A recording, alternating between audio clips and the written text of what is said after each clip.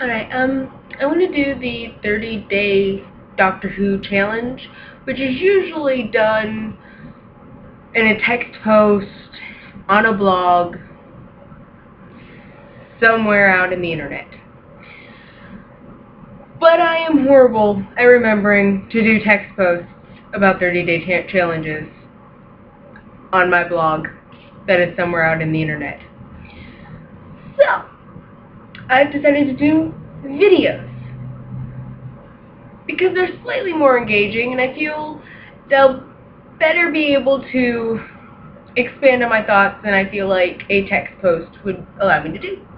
So, for 30 days, I will post one of these videos, and each day will be one of the questions or one of the topics or whatever in the 30-day challenge, Doctor Who version. So day 1, because it is day 1, uno, my favorite Doctor. And I thought about this because I haven't seen a whole lot of Classic Who.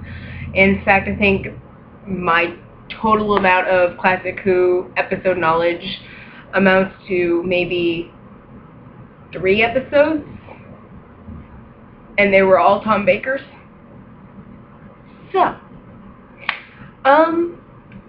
So yeah, knowing that, I sat down and I realized I had to think about it, and because I only have 3 to work with, to be fair. And that was 9th, 10th, and 11th from New Who. So, because I love all 3 of them, and ultimately I do see him as the same man over and over again, just superficially different. So, to sit down and say one is my favorite overall is an extremely hard thing for me to do, but I did it. And so I finally chose, and I chose 9, played by Christopher Eccleston. And I think mainly it's because you're able to see this lonely, bitter, angry, sad old man learn to love and hope and look at the world and the universe anew again. Like, he gets to see things finally after so much loss and tragedy and guilt innocently again, because he's traveling with somebody who's never seen it before. And through his journey, even though it's only 1 series long, he learns to dance, which is totally an analogy. I think that's the right word. Probably not. I blame the time. Anyway, but he wants to dance and he wants to love people again, and more importantly, love himself, because, which is shown by my next point, that at the end, right before he regenerates, yeah, he says, Rose, you were fantastic, but so was I.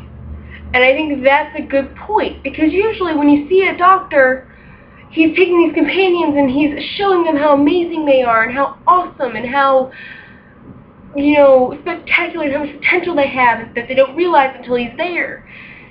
And then you get to see this wonderful, magnificent being that we see finally realize that he is this awesome, fantastic, wonderful being, and that he's done a good job, and he's okay. And that was stunning to me to watch with 9. And then another point that was amazing for me to see was when he gets to see that sometimes everybody does live. I think that moment when he says everybody lives is what later gives 10 the courage and the desire and the determination to save River in the library and to say, no, you're not going to die like this. You're not going to leave. I'm not going to settle for it because everybody is going to live. today I've saved all these people, I'm going to save you too. And I think that's where that stems from. And not only with the loss of his species and everything else, and everything that he did, it was kind of a way to make up for it, but it's also just that moment of everybody lives, and him getting to realize that, and realize that he's fantastic. And let's be honest, 9 is sassy, okay? Something that I'm learning, though, as I go back and start to watch Classic Who, the Doctor is sassy. But 9's my first Doctor. 9 was who I got into Doctor Who with. Bad special effects and all from the first episode, okay? I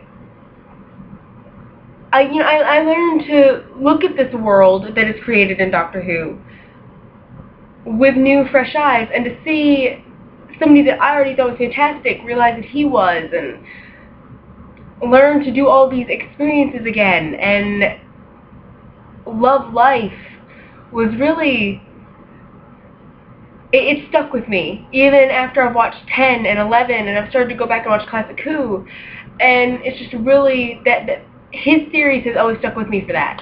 And I think that's one of the reasons, and it's probably the ultimate reason why he will always be my favorite Doctor. And with Tennant coming in a close second, and Matt Smith coming in a closer third. So yeah, that answers question 1, challenge 1 for the day. I will make another one of these tomorrow. Thanks for watching.